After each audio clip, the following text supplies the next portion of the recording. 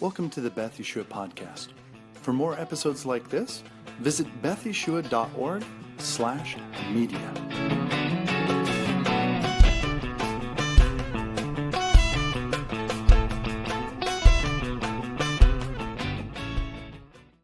Hi, everybody. Welcome to the Beth Yeshua podcast. I'm your host, Josh Rubinstein, and today I'm here with Shari Rubinstein. Say hi, Shari.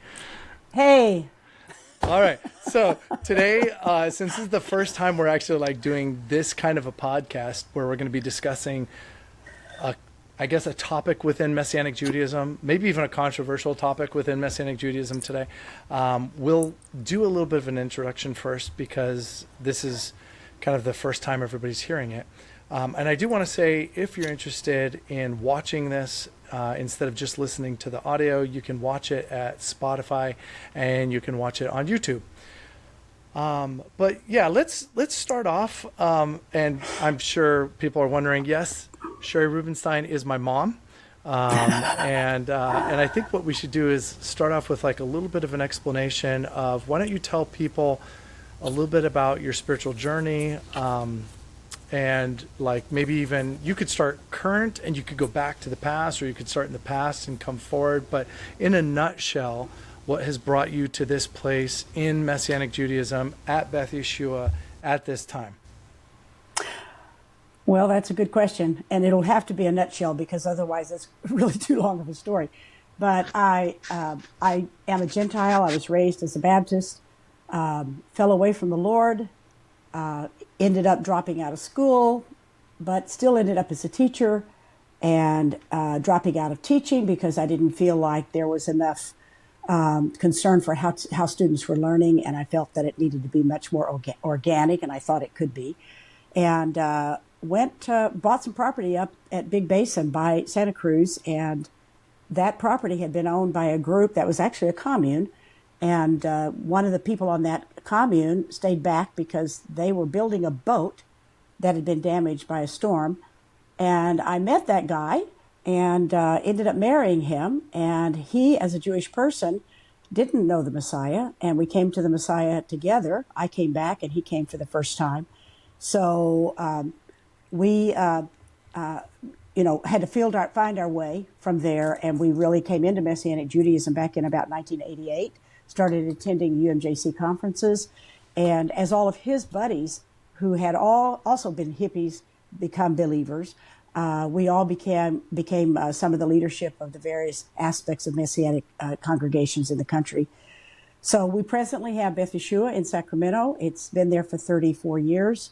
My husband, the late Rabbi Rubinstein, Rabbi Rub, helped found it. And our son Josh has been the leader for over 13 years.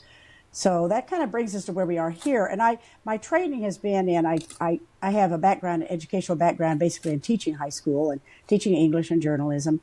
But I also have licensure for teaching Messianic Judaism. And that's part of what's going on here as for why I'm invited into this conversation. Well, not just licensure for Messianic Judaism. I mean, you went through the Madrika program, right, through the UMJC, yes. And that's extensive, right? Well, yes. For people that don't know what that process is like, or going through that certification, what did it take to get that certification? Well, it was actually not through the UMJC. It's through the MJTI, the Messianic Jewish Theological Institute, and then they recommend you to the UMJC, and the UMJC then did license me. They offer a master's program. In Messianic Studies. They don't offer a PhD, but essentially it is because it's a smikah to become a rabbi. And at that point, I was taking the same courses that Rabbi Rub was taking because he wanted to receive smikah, which he did do after about a 13-year journey. It's more intense than a master's program to receive Madrika. It's part of the program for rabbis. It's part of the program for receiving a master's, and part of a general program. And it requires live courses as well as online courses. And I completed it in 2015, but it took me about 10 years. How many courses is it? Let's see. I think it's about maybe 15 different courses. And each one of them is pretty intense. They're really very much graduate level. And in order to have that, to be part of that program, you have to have an undergraduate degree in something. It doesn't matter what it's in order to complete the Madrika. All right. So let's talk a little bit about you coming into Messianic Judaism, because that's also part of my story too. When you and Dad really kind of came to renewed faith on the commune in the mountains of New Mexico, your first step wasn't into Messianic Judaism. No, that's true. Our first step was to get off the mountain and stop selling marijuana for a living. Right. I mean, and try to get, I mean, we were both degreed people. I had 2 degrees and he had a degree, and we thought surely we could make a living in the, quote, real world. So our first thought was to get off there and re-enter society at whatever way we could. And we went to see his Uncle Don in Colorado and stayed with him, and he helped launch us. And I ended up teaching school at a college there, and Rube ended up working on the farm for the time being. But then we both kind of went back into education, teaching. So spiritually, though, were you guys part of a church? Well, in the beginning, the first church we went to was an Assembly of God, and they were wonderful people. I think they saw us as a challenge. They thought they needed to clean us up, which they very much did need to have an impact on that, because we're a little scary looking.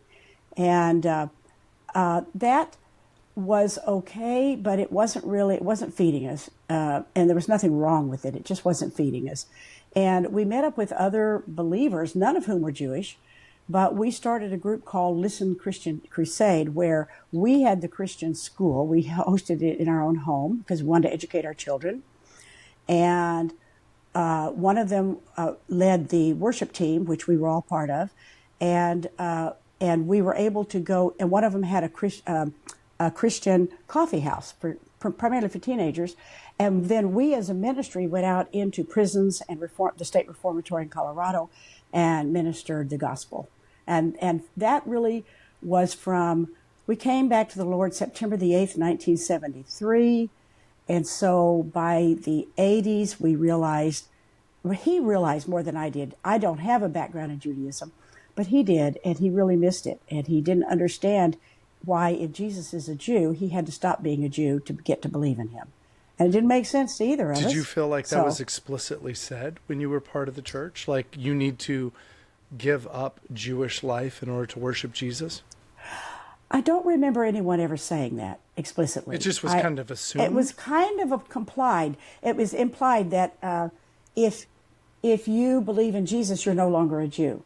And that was pretty much what Jews were telling us too. So that was hard for your dad, because he didn't mean to give up Judaism. He loved his background, and he loved being a Jew. So that was hard, a hard lesson. And it wasn't until we met up with some people in Santa Fe, because we had the fellow hippies who had come to the Lord, all of whom were Jewish.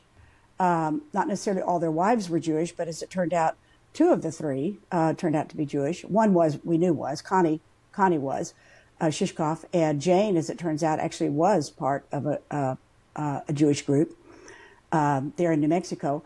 But for us, it was, how can we worship Jesus in a Jewish lifestyle? And they were all exploring the same thing. And then we met a man named Eliezer Urbach, who was a Holocaust survivor.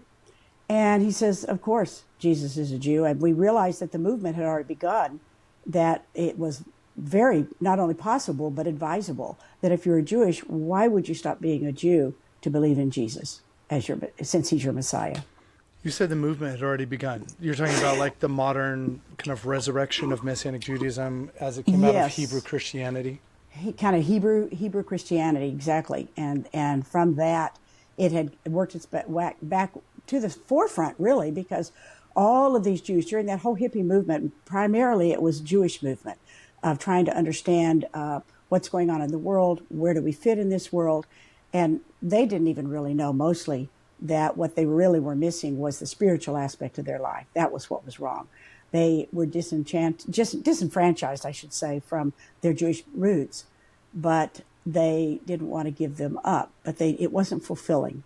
So that was when others told us, yes, it is possible. Okay. And so, And that was in the late 80s, really, when you heard, hey, it is possible. yes, And you, mid 80s, basically. okay. Yes. And then you both went into Messianic Judaism. And I know that it was we can at some point go into, there was a little bit of a struggle for you coming into Messianic Judaism that was unique, I think, because you weren't Jewish and you weren't raised in it. And so, like, and, you know, how do I have a Jewish Yes. home? How do I raise Jewish kids being married to a Jewish man? And then as you guys came out of that, you went into Messianic Judaism full bore, part of Adat Yeshua, which was in Albuquerque. And then from that, when it was time to move to California, you guys were looking for Messianic Judaism all the way? Oh, absolutely. That was our only problem in moving to California. We wanted to come to California because it's where he's from. I had been here for a long time prior to that. I'd been teaching school in California. But we didn't know if there was a Messianic synagogue anywhere nearby, and there wasn't. But we met up with Yulia Ryabanova as her last name, and they had a small group of people that were Jewish meeting in a little fellowship, and then they all went off to their churches on a Sunday, but they met on a Friday night. And that was kind of the beginnings of us to get back into a Messianic congregation. Okay. And then that really is Beth Yeshua. And that began back then, and it's been in existence since what year? 1991. Well, actually, we moved out here in 1991, and that was basically the beginnings. Okay, 1991. All right. And then a little bit of my story is I was obviously part of that move. Came into Messianic Judaism, not particularly happy about it. I remember it was difficult. We had been in a charismatic church before that in Santa Fe. And I remember when we made the transition to Adat Yeshua in Albuquerque, it was actually really hard for me. It was disorienting. It wasn't really the culture that I had been raised in. I think I was already, 12? You were 12. Mm-hmm. I think I was already 12. And so it was really kind of like, whoa, what is all of this? And so even when we came to Sacramento and Beth Yeshua really began, Messianic Judaism, I think for a long time was a real struggle for me, a real wrestle for me, spiritually. In fact, I think it was difficult for me to know whether or not just whether or not I wanted Messianic Judaism, but like, did I want a relationship with God? I think it was that disorienting for me. Anyway, so I graduated from UC Davis in 1997. Was that the year after Sarah got out of? No, Sarah got out of high school in 1996, so that would have been. Yeah, that sounds about right. Yeah, I think I graduated in 97.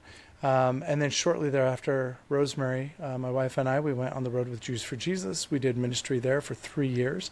We were part of the Liberated Wailing Wall. So we traveled around and sang music and did street evangelism and went on college campuses and dressed up like genies. And I have to show some photographic evidence of that at some point in the podcast.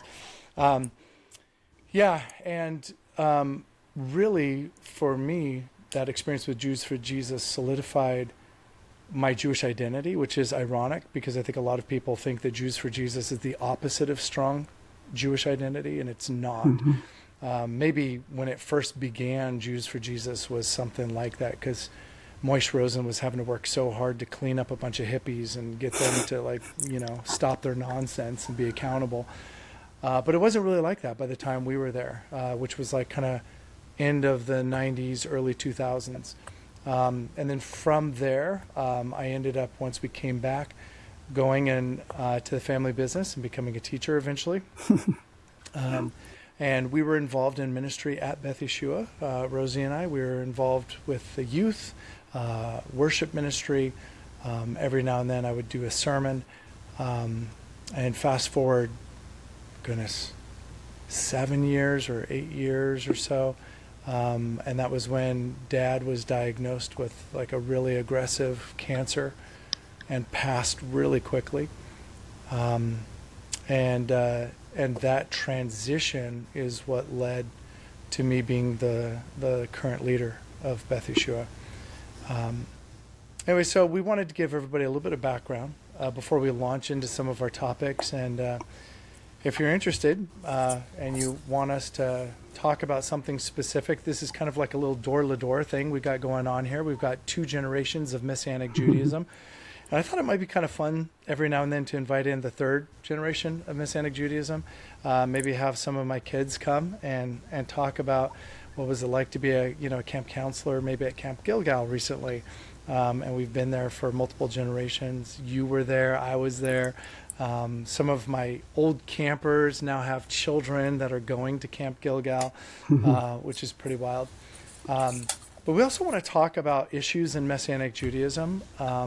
And I think it's actually really wonderful that my mom is part of these conversations because of that formal education that she's had.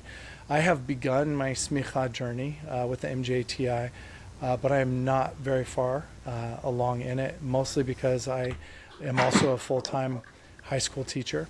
And so getting the time to actually go through and take some of those classes is difficult, even though there are, distance learning ways to do it. It can be kind of tough.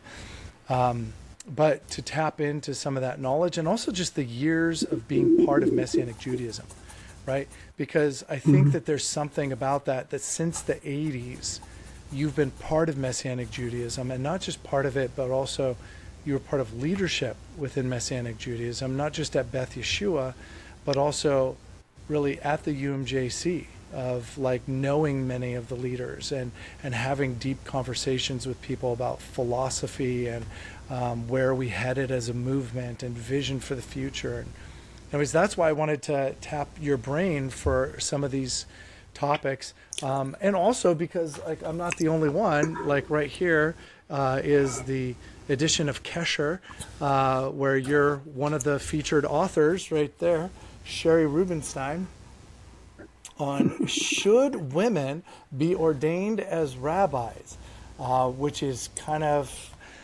It's the hot topic. Woo! It's a hot topic. It's a spicy one. And I don't even know how far we'll get in this today. We might have to have a part 2 on this. But I wanted to open this up because at the summer conference, which unfortunately I won't be able to be at, but you will, as part of the delegates packet they sent out, they said that there is going to be an official delegate vote, right?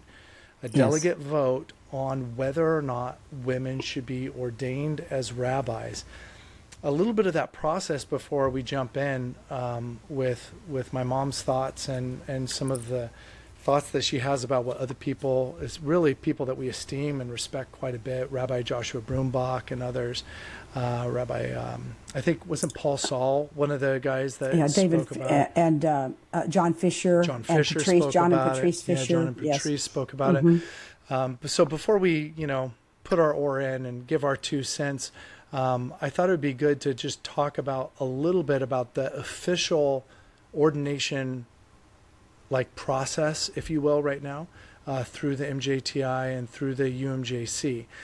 So the UMJC is able to ordain, but the MJTI is, if you will, the educational, I don't want to say branch. Institution. But the educational institution, one of the official endorsed yeshivas of the UMJC. And I know that there's a couple of other endorsed yeshivas That's also. for David is one, as well as the King's University. King's University, right. Yes. And each of these, it's really interesting. If you look at the coursework is kind of unique in each one of those yeshivas. So when you go through one of those yeshivas, you're going to take on maybe a little flavor of the rabbis and the professors that are part of those yeshivas. But the ordination happens at the completion of the coursework.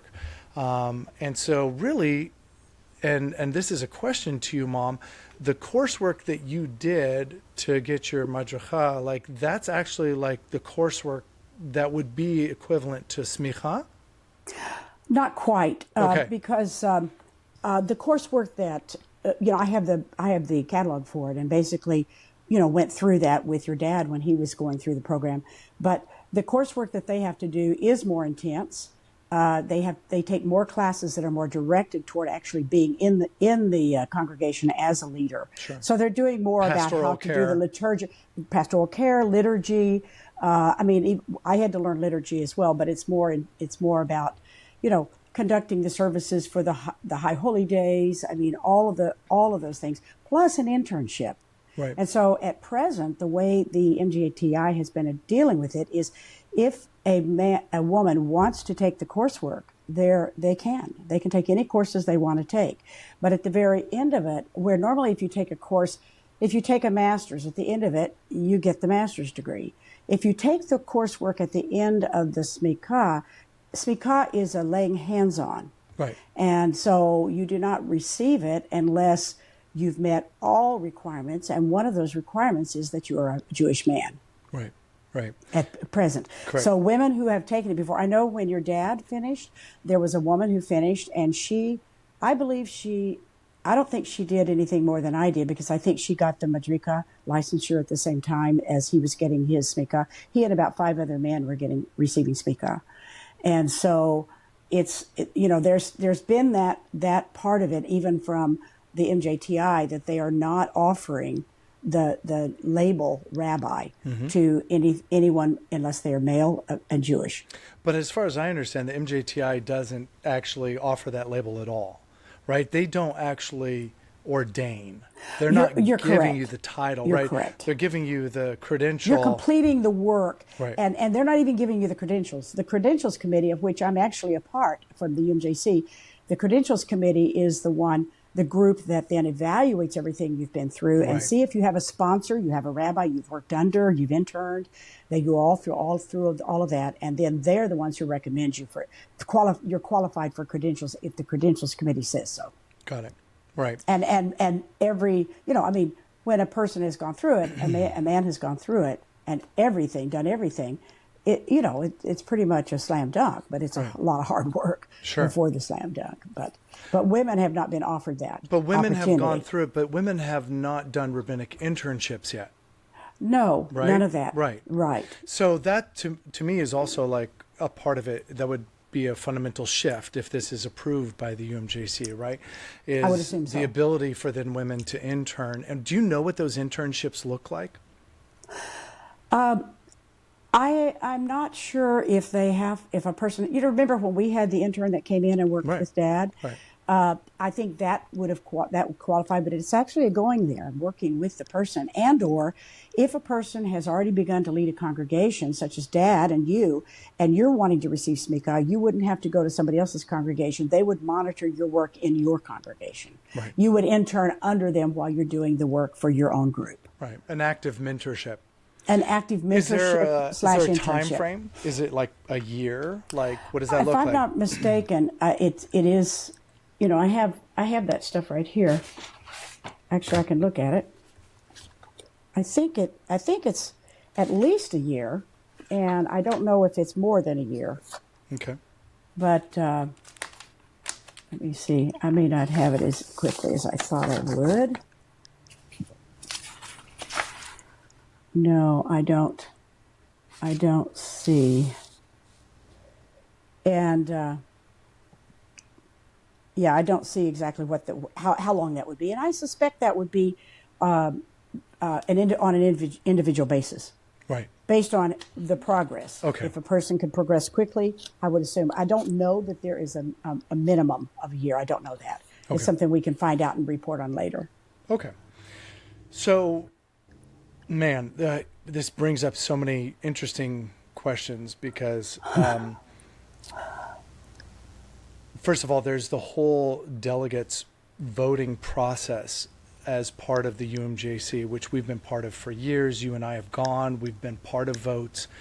We were part of votes that were even considered controversial before. We were part of the vote, for example, that made Monique Brumbach the executive director of the UMJC, when some people were like, no, that's not really the place for a woman to be in a place of executive directorship because that's seen as like a spiritual position of leadership. You and I disagreed with that. We actually thought that it was more of an administrative role Right. than spiritual authority. She wasn't like over the executive and saying, exec, I want you to take up these initiatives and I'm the spiritual leader.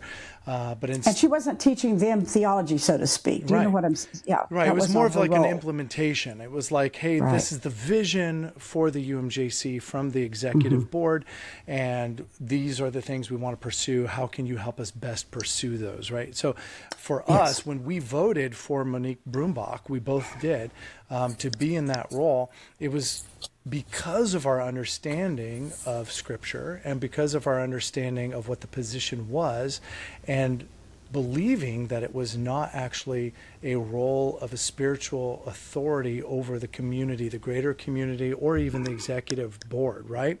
Correct. This, however, is like, I mean, as controversial as that vote was, this is like, I actually genuinely think this has the potential to divide the UMJC. I think this has the potential to, and I'm not, interested in this happening and seeing communities leave and no longer be part of the UMJC. But I think that having only men as rabbis, ordained as rabbis, is seen by some communities as a fundamental, like, based in Scripture fact, that if the UMJC votes to go against, they would have to say, like, well, we can't really be part of that because we think that this is actually like against Scripture, against the teachings of God. Is that your impression? Have you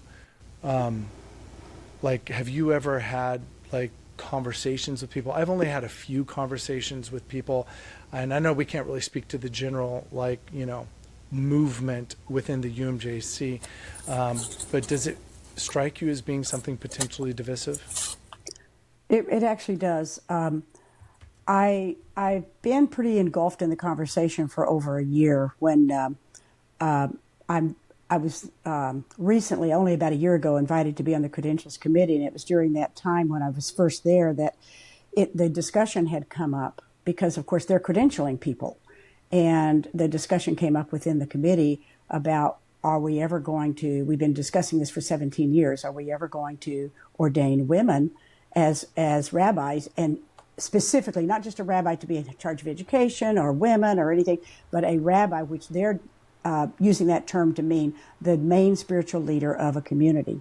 Right. And when that conversation came up, they really wanted someone to write the point of view of somebody who, particularly, it was kind of nice to have, if a woman could write the point of view about, I don't believe that women are supposed to be in that specific position. And I don't think that diminishes women at all. And I could write that, and I did write that, and that's how it ended up in the Kesher Journal. But I have to say, I'm trying not to be paranoid about it, but I kind of felt like I had a target on my back after that, because, and I've had several conversations with some of the people that I've loved for years who almost see me as an enemy at this point. And it's a little disheartening, because I wanted to read the Scripture where it said something different. I wanted the Word to say, well, okay, but in this circumstance. But frankly, I feel like it's the same conversation about whether or not men and women were actually made to be different on purpose, or if they could just choose. I feel it's that strongly, and I wanted to find a loophole. And I went into it with that. I didn't go into it trying to find Scripture to back up what I thought or what I believed, but I wanted to, because I love these people. And I would love for them to agree with them, frankly.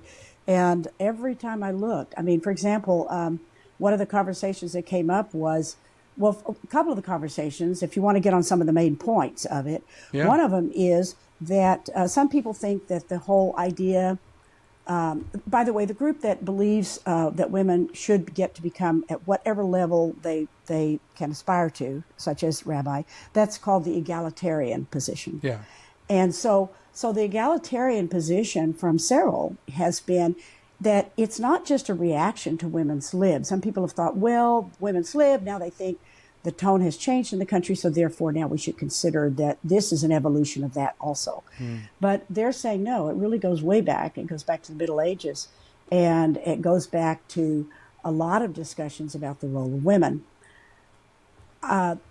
The major points, though, that they bring out are ones about specific women in the Word, in the Tanakh, in the Older Testament. There's the story of Deborah, who was a sought-after prophet and judge among the people. And a guy named Barak was supposed to fight the Canaanites, and she heard from God, because prophets do that. And there are men and women prophets throughout the Bible. So she was asked, I don't even know if Barak asked her, or I don't think it really indicates. I think she went to Barak and said, here is what God says. He has given you this battle. He has given you this battle. So go forth, And so Barak said, I'll only go if you go with me. So when she goes with them to battle, there's never any indication she's at the front of the battle. There's never any indication that she's calling out orders. And there's no indication that if they had lost, that she would have been responsible. But she was a prophet of God, which is a well-acknowledged either gender job, right, that one can have in the spiritual community. So they bring up people like Deborah. And so they bring up people like and they also bring up Miriam. You have Miriam and Aaron, who are the siblings of Moses. And Moses, it was said that Miriam and Aaron could hear from God through dreams and that way, but they did not hear directly from God. Moses, God spoke to face. Right. He called him, he empowered him, he anointed him. And Miriam and Aaron were often trying to kind of take over that position. Well, why, aren't we as good as you are? Right. And so you see Miriam being touted as a person who was probably at a stronger leadership and maybe a spiritual leader, but it's not so. When the golden calf was going on, when that was happening, it was Aaron they sought after. They said, you need to speak into the situation. Nobody went to Miriam and said, speak into this situation. So anytime I've studied the same people that they studied in the Tanakh or even in the Newer Testament, I can't find any instance where the person had spiritual headship, quote unquote, or leadership over the community. Right. So what do you think then is the driving force? Like, why? Why are people, other than being egalitarian, which to me feels a little bit like wanting to match the rest of the world, like wanting to be acceptable, wanting to feel like we are, maybe even we're wanting to wrestle through the same things that mainstream Judaism is wrestling through, right? Although, to my knowledge, the Orthodox are still not, ordaining women as rabbis. I believe that it's just the conservative and Reform. And Reform is my understanding. Right. But to enter into that conversation, to be similar to the rest of our Jewish people and to wrestle through the same thing. What do you think then is the driving force? Because yes, I agree with you. When we look at Scripture, I don't see it. And I in particular have serious issues with the abdication of spiritual authority that I see by men in general. I think that men have become passive, overwhelmingly passive, I think, even since, I don't know, they're less assertive than they were when I was young. They're less involved in positions of leadership. You see more women stepping up into positions of leadership within spiritual communities specifically, but also, it is actually flipped now within education. You see more women going into pre-med. You see more women being accepted by like some of the prestigious universities. Like there's this real flipping on its head of kind of the old quote unquote gender roles. And so I'm wondering what, like, if you have a grasp on it, like why do you think people are wanting to wrestle through this? Why do you think the UMJC is about to have a vote on this? Well, I'm surprised they're having a vote, frankly. Yeah, me too. Because they've been wrestling for over 17 years with this. But back to your question, I think being a woman, there have been various aspects to our culture in America and definitely places like the Middle East and around the world where women are not just second-class citizens, they're worse than second-class citizens. And we know that women have mental and capacity to study anything and excel in anything. And I believe God made us. Because when God made us, he didn't make us as a separate entity. He pulled from Adam to make us. Right. So we have a lot of the same kind of giftings and talents, etc. But the point being that he still believed that there needed to be some kind of order. From everything I've read, there has to be an order to it. But for some reason, it's like almost like a backlash, like a pendulum swing, like when you have women so mistreated that then the other let's swing it all the way back to the other side. Right. And so, to me, that's where there's a problem. It needs to come to this place of balance, not to swing all the way to this other side. That is totally inappropriate. All the horrible things that have happened to women, and second-class citizen is the best thing that's happened. Right. In many cultures. But I think it's out of a genuine love for the women's minds and their spirit, and wanting to see them be all that they can be. Right. Your sister is a doctor, a veterinarian, and I applaud that. And I applaud women being in jobs where they're using whatever level of education they have attained to, and that's amazing and wonderful. And frankly, and this is something that I have only come to more recently, I've decided that it's okay to have a woman as the president of the United States. It would certainly take a very unique person, because I don't see that as a spiritual role. Right. I see that as an administrative role. Right. And for a long time, I kind of categorized it differently. But in what I'm reading in the Word, it's that God set up the way things were supposed to work so that they would work. Everybody has a role, and every part's important. I'm not willing to give up my nose. I don't want to give up an ear. Can I live without him? Probably. But it's like every part is important to what God made in terms of functioning, the world functioning. And I think women have gotten a bum deal. And when you talk about men not stepping up for spiritual authority, if you look at specific cultures, like part of your culture is Native American, and when you look at that culture and you see that it's become a matriarchal society, and you look at Black Americans and you see there is a tendency for that to be more matriarchal.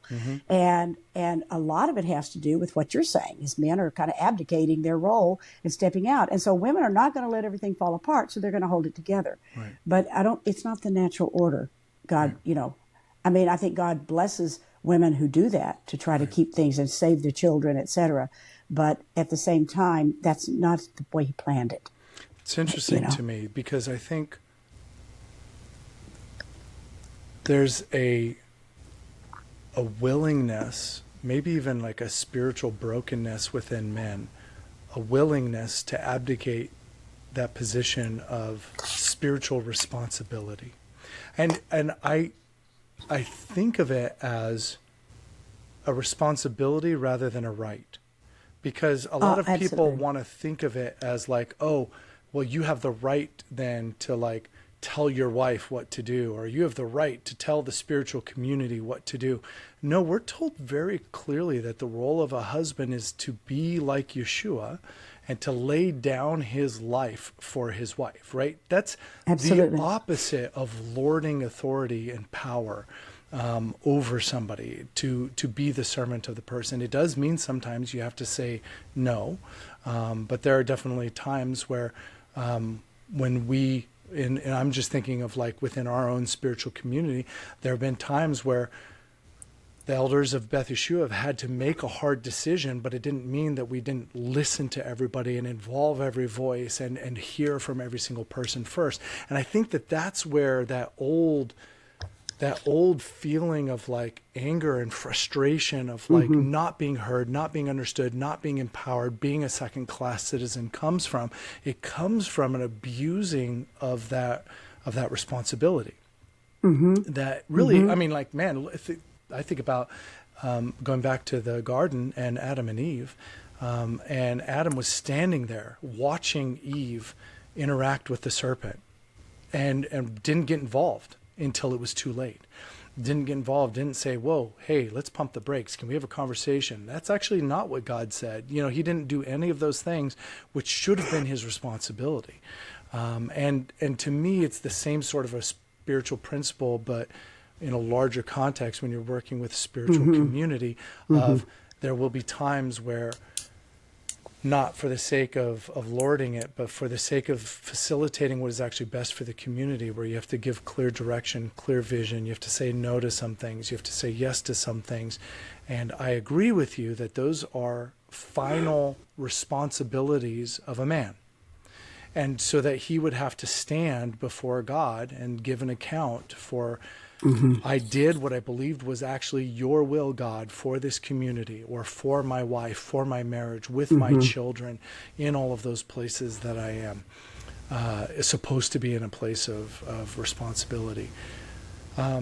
So I understand that. Like, I understand the historical abuse, and I understand that there is a part of men, a brokenness within that pendulum where we can definitely swing to abuse. And it is my way or the highway, and like, just like, be quiet. I don't want to hear it. Like, it's all about my decision. So I know that can be abused. I certainly do. I don't see that though within Messianic Judaism. Like, I mean, as I've gone and visited congregations, like that weird old, patriarch, and like, I'm going to treat women like second-class citizens. I can't think of a single faith community within the UMJC or the MJAA or any of the other ones, any of the Tikkun congregations that I've ever been to. I don't think I've ever seen that kind of an attitude of like domineering, like, like the rabbi is like, mini God over the community. I don't know that I've really seen that. Well, but also if you're saying within Messianic Judaism, but within Judaism in general, it does exist. For sure. So for sure. With but I various, think that's part of the life of the spirit of the Ruach within Messianic Judaism that has set us free from a lot of that. Honestly, that's baggage that feels like baggage to me that many of especially the ultra-Orthodox are engaged in, and the ways that they do treat their women, and the way that they subjugate their women, and the way that their women are constantly, I mean, with just these massive families surrounded by their children, never able to go out from the house, not able to, just so that the man can study Talmud, like, that to me feels obviously egregious. But I don't see that within Messianic Judaism. I don't see that. Like, it's just like places that are operating within the Spirit of God. There's conviction and like on the part of the Spirit, on the heart of men and women, to be loving and to be servants to one another. So, to me, this is almost like solving a problem that doesn't exist.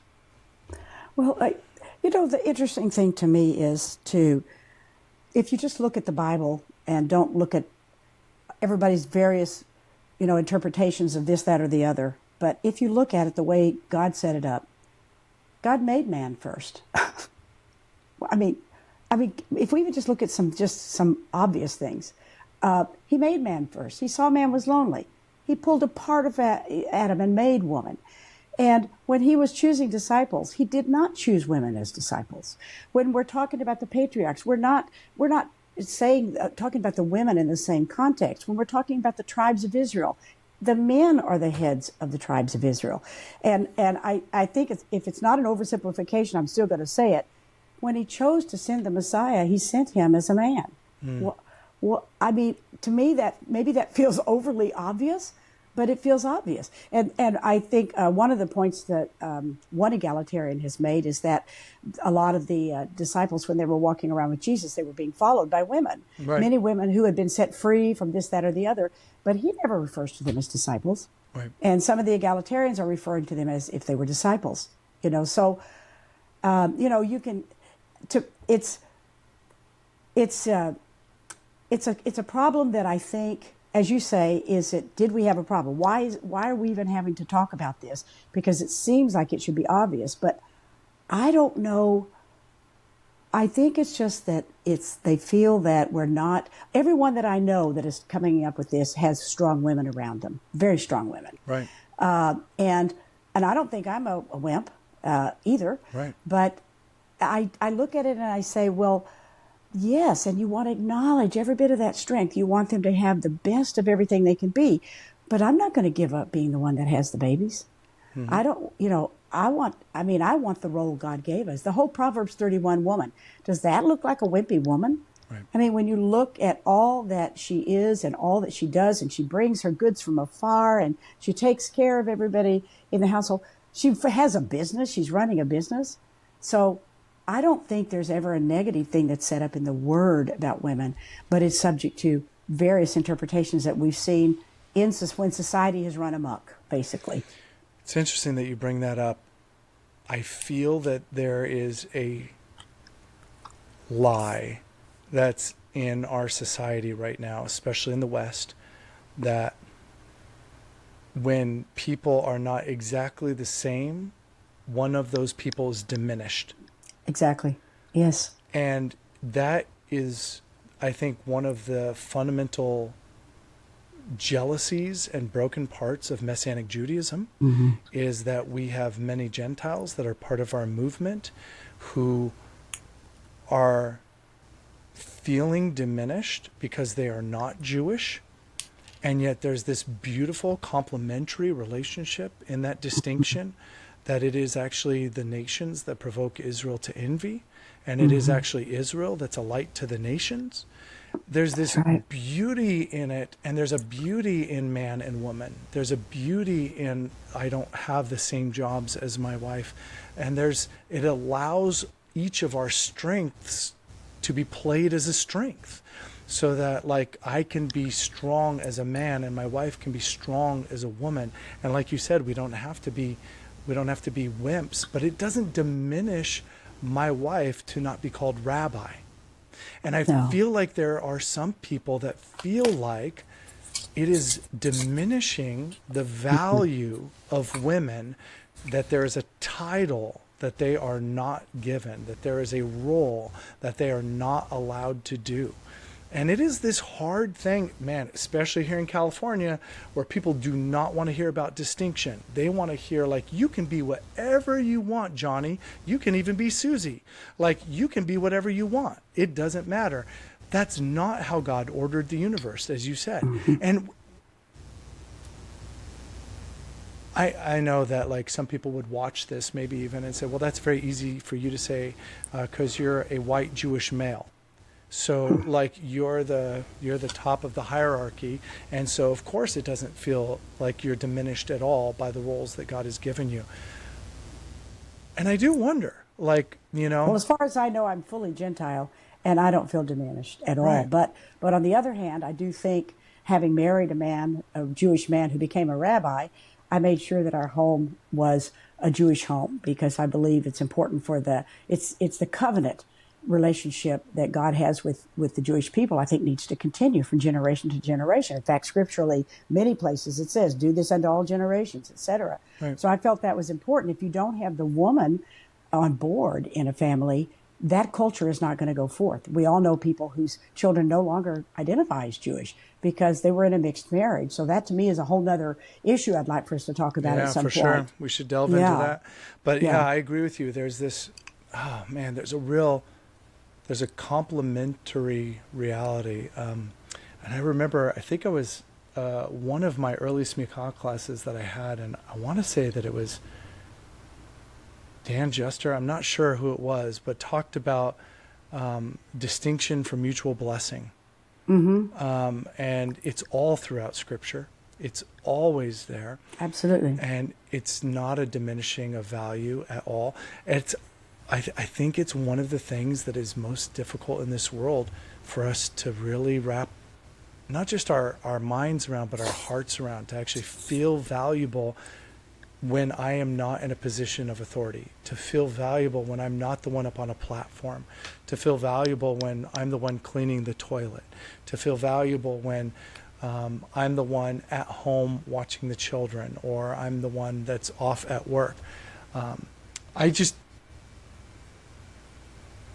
I would hate to see division come because of,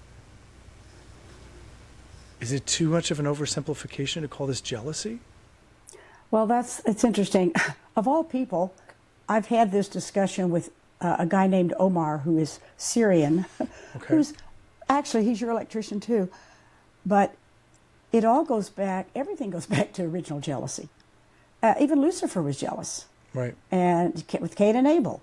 everything goes back to jealousy. And I hate to bring it down to just that simple of a thing, but there is the aspect of it being a jealousy. It's like somebody else. It's this whole thing you've brought up about we're not the same. Do we have to be the same to be equal? No. Right. But what kind of equal? We are equal. Equal in value before in God. So value. Like, that to me, like, people are not careful about their terms. People That's talk right. about equality all of the time. And I'm like, let's define what type of equal you're talking about, because people could look at Galatians 3 and say that it's absolutely destroying every distinction that God has made. There is no male or female anymore. And Right. it's not his point. His point is an equality of value because of the sacrifice of Messiah. So Gentiles, Amen. you don't have to become Jews. No. And anyone who says that you have to become a Jew is actually diminishing your uniqueness, and they're trying to make you fit something because they need to be able to make the world fit in their nice little tidy package. It is a brokenness that is just everywhere. It's everywhere right now, that people assume that equality means all of those things being equal. It's even what people talk about in like a guaranteeing of equality of results. That's nonsense. That's not like, there's parables where people are given different amounts of talents, and how they use that talent is how they're evaluated. It's because of their hard work. Like, no, you're not guaranteed the same results as anybody else. It's because you are purposeful and diligent with what God gives you. That actually is what he's looking for. He's looking for, well done, good and faithful servant. I gave you this, and you did something purposeful and amazing with it. And Well, and then look at the workers in the vineyard. Remember how when the first workers went out at the beginning of the day, they were guaranteed an amount. Right. They go out and they work all day. Well, by noon, they knew they needed more people working. They bring in more people. At the last hour, they needed more people to come in and work. And when it was time to be paid, they were paid the same. Right. And everybody said, wait a minute, that's not fair. I worked all day. And it's just like the Lord to have a heart for that person that didn't know if they were going to get a salary that day, Right. that didn't know if they were going to get to feed their family until essentially the 11th hour they were called in to work. And I'm sure they worked hard. Right. But that's God's economy. Right. It's not our economy. Right. And it is interesting, their reactions, right? Absolutely. The reaction is jealousy. It's jealousy. Because the I've worked people all that day. worked I've slaved all day. yeah, like, how dare Yeah. you just give Yeah. this to the others? And man, I will tell you, I think I've heard it from a lot of people, but I think it was Rosemary's mom who used to say, don't compare, it's not fair. Good. And what I've heard from other people is comparison is the thief of joy. That's Comparison interesting. That's very good. is where you like, the reason why we get into striving in this world at all is because we look at what other people have and we want that, or we think that this one person who has this one part of their life dialed in, I should be like them, but man, the whole rest of their life could be falling apart. You don't know. Comparison is a real problem. Well, unfortunately, we need to wrap this up because I need to go and help with dinner. So, hey, thank you so much, Mom. I really appreciate it. We're going to do lots more of these talks. And I just want to remind people once again, if you want to see this instead of just hear it, you can go to Spotify, you can go to YouTube to actually see it. And if you have an idea for a topic that you want for us to talk about, go to bethyeshua.org and send an email and say, hey, I would love for you guys to address this. What are your thoughts on this? Well, and if they have a challenge, if they hear something, they think, well, wait a minute. First, go to the Word, check it out for yourself. But if you think you have a valid point, we want to hear it. Sure. So. I bet we'll get emails on this one. Okay. They'll come to you. Oh, yeah, I know. They come to me. It's fine. It's fine. All right. Thanks so much. All right. I'm going to click the we're all done button. All right. Okay. All right. Good night. See ya. Bye-bye.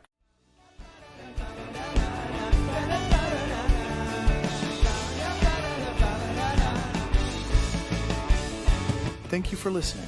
If you enjoyed this podcast, you can always visit bethyeshua.org for more.